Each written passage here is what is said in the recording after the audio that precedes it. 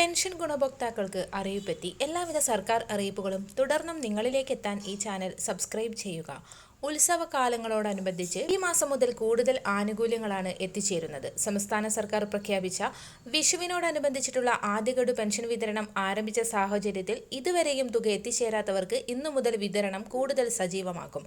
കൈകളിലേക്കും തുക എത്തിച്ചേരും. വിവിധ സ്കീമുകളിലായി പെൻഷൻ തുക സ്വീകരിക്കുന്ന 27 ലക്ഷത്തോളം വരുന്ന ബാങ്ക് അക്കൗണ്ടുകളിൽ തുക സ്വീകരിക്കുന്ന ഗുണഭോക്താക്കളിൽ 200 മുതൽ 500 രൂപ വരെയുള്ള കേന്ദ്രവിഹിതം മുടങ്ങിയിട്ടുള്ള ഗുണഭോക്താക്കൾക്കും തുക എത്തിച്ചേരും.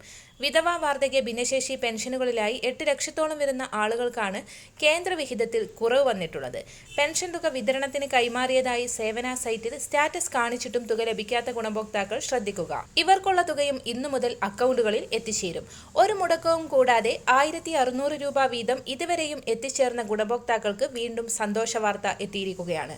ഏപ്രിൽ മാസത്തിലെ തനത് പെൻഷൻ തുകയുടെ വിതരണം ഈ ആഴ്ച അവസാനിക്കുന്ന ഘട്ടത്തിൽ സംസ്ഥാന സർക്കാർ ബജറ്റിൽ പ്രഖ്യാപിച്ചിട്ടുള്ള സാമൂഹിക സുരക്ഷാ പെൻഷൻ കുടിശ്ശിക വിതരണം വിവിധ ഘട്ടങ്ങളിലായി വിതരണം ആരംഭിക്കുകയാണ്. എന്നാൽ ഈ സാഹചര്യത്തിൽ അനർഹമായി ക്ഷേമ പെൻഷൻ കൈപ്പറ്റുന്നവർക്കെതിരെ നടപടിയെടുക്കാനും ഏറ്റവും പുതിയ വിതരണ ലിസ്റ്റ് തയ്യാറാക്കുന്നതിന്റെ ഭാഗമായി സർക്കാർ ജീവനക്കാർക്ക് ശമ്പളം വിതരണം ചെയ്യുന്ന സ്പാർക്ക് സോഫ്റ്റ്വെയറും സേവന സോഫ്റ്റ്വെയർ എന്നിവ തമ്മിൽ ബന്ധിപ്പിച്ച് അനധികൃതമായി പെൻഷൻ വാങ്ങുന്നവരെ കണ്ടെത്തുന്ന നടപടി ആരംഭിച്ചിട്ടുണ്ട്. വിവിധ വകുപ്പുകളിലായി അനധികൃതമായി പെൻഷൻ കൈപ്പറ്റുന്നവരുടെ പട്ടിക പ്രസിദ്ധീകരിക്കും.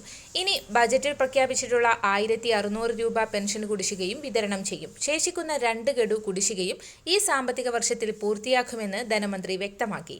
വരാൻ പോകുന്ന തദ്ദേശ സ്വയംഭരണ തിരഞ്ഞെടുപ്പുകൾക്ക് മുൻപായി വിതരണം പൂർത്തിയാക്കും. ഇതിന് മുന്നോടിയായി വാർഡ് തല പരിശോധനകൾ പൂർത്തിയാക്കാനാണ് സർക്കാരിന്റെ നീക്കം.